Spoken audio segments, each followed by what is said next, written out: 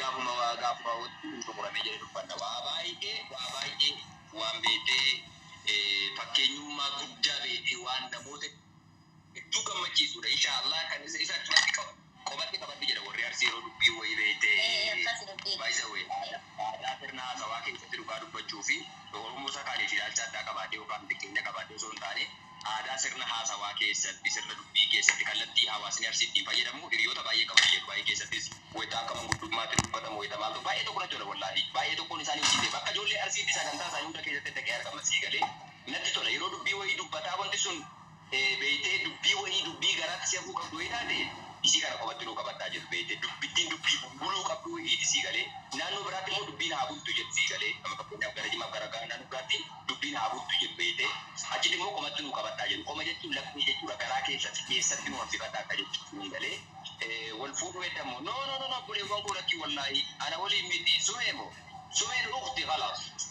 100% abshiru kullu maratul ayyi skiftu ayyi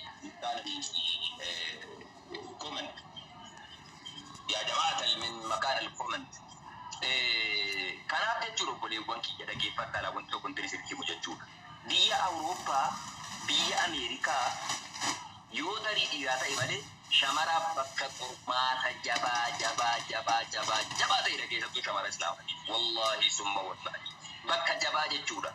An shamara islaamaa biyya faranjii keessa teessee imaana isiitiif gubattu imaana isiitiif rooraatu mucoo Asiyaa jedhan san qofaan argee jedhu wallahi summa wallahi Asiyaa nama jedhamtu sana jechuudha biyya faranjii teessee shamara dhugumatti diinii isiitiif waggaa dhufaa dabraa iyyitu rooraatu gubattu I see only her. Biyya beekee dhiirri isaallee qubaan lakkaa'amati hundi biyya sana keessaa fatwaa kennu da'awaa kennu yookaan amantaa isaa kan irratti jabaatu warra qabu waajii kana Naasir Hamzaa kana namoota muraasa qubaan lakkaa'amuu danda'anidha. Namoonni irra guddeessi biyya san jiran mee masjiiduma qubate kanaaf mee masjiiduma miidhagina kanaaf illee musliima jajjabaa jiru kanaaf illee sana ijaa jiru ijoollee isaa miskiina ijoollee si jarbaa jirtu bara. Wallahi billahi Awurooppaan diyaaspooraan gaafa geenii wayii jiru leenca darbadhu adurree darbadhuutti malee hin jiru gaafa akkanaa kana jechuudha sii galee uummanni fayyaalessuma akkuma qofa moggaafatee hin jiru jechuun hin dandeenya dhugaa dubbachuuf yoo ta'e silaa isaan carraa guddaa kan qabu biyya dimokiraasii qabu nu amma biyya keessa teenyee riiskii jireenya lubbuu keenya irratti fudhannee waa meeqa dubbachaa jirra sii galee akka nama abdii muriitti jechuudha maal jireenya ni feena barnullee lubbuu keenya hin barbaanna barnullee siniif galee tumamuu hidhamuu namni jaalatu hin jiru barjara keenya. Gaafa humnaa ol ta'eedha namni kan abdii muratee waan tokkotti galee dubbatu. Osoo garuu carraa gurguddaa qaban isaan biyya qaroome keessa biyya mirgi yaada keetti siif kabajamu keessa biyya sagaleen kee dhageettii qabu keessa taa'anii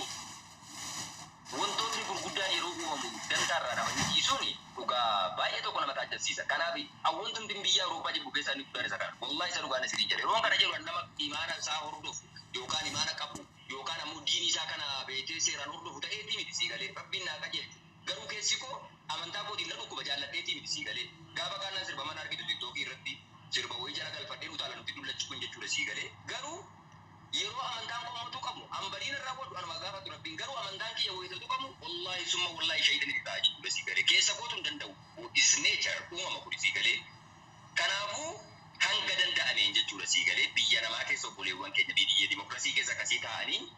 namoonni of eeggachuu osoo danda'an waa hedduu gochuu osoo danda'an carraa baay'ee osoo qaban carraa barnootaallee osoo qaban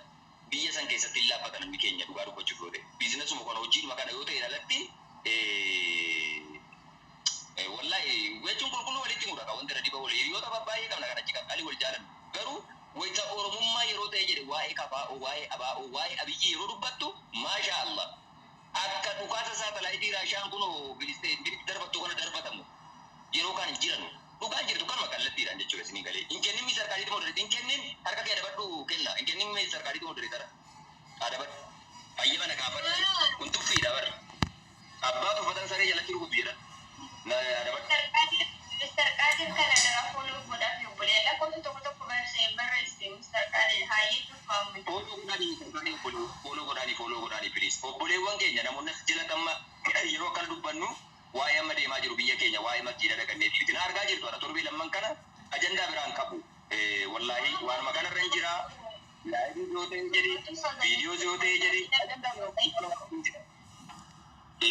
kanaaf yeroo tokko munullee nama sin jara keenya xiqqoo beettee hanguma tokko illee yoo taate jette sammuun keenya kun illee xiqqoo yeroo garii beettee inuu iti maal elektirooniksii bilbilitti fayyadamtan kun illee bar yeroo dheeraa wayyootti fayyadamu yoo iti bar boqonnaa barbaadde bar istaakii firiizii godha bar nama waan taaneef jidduun immoo hafuura baafachuu waanuma jirtu malee keessi keenya maruma guutuu madagateetii miti amma sittuma jirra waan kanaan dagatina komantii jalatti hin boo'inaa hayyuu kashtii kan jettu adabataa hin boo'inaa komantii jalatti rakkoo qaba akaawuntii irratti ashaangulliitii isii gochuu kana gonkumaa filmee keessa irraa balleessaa jiru baay'uu inboksii qofatti walii ergaa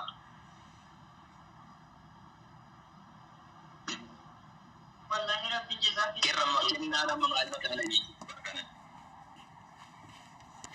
rabbi wallahi waan isin jaalatan rabbi isinif haa kennu sinumatu sagalee fi muja ani bar wallahi waan akka jabii keessa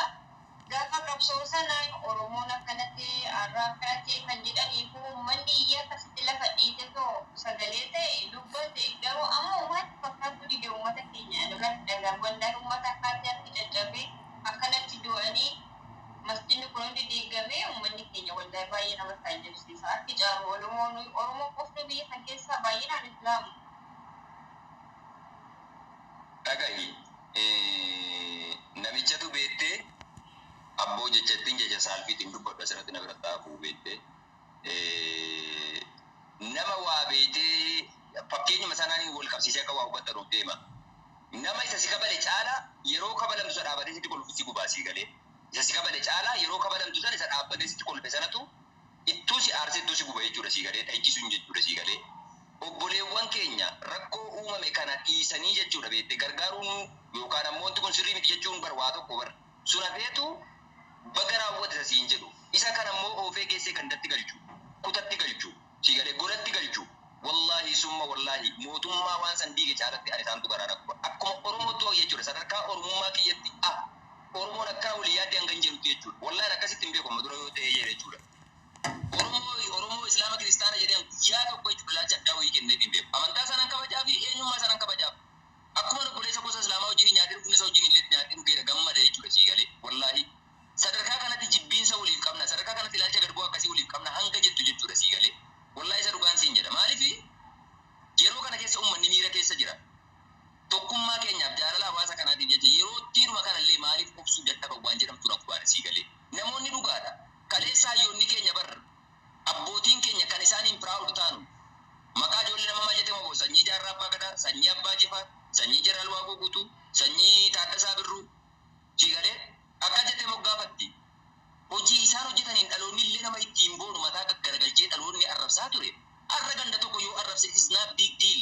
waan guddaa godhatanii asirratti ba'anii ittiin dubbatanii ittiin ajandaa kanarratti abidda naquu wayii beekaa kana waan mana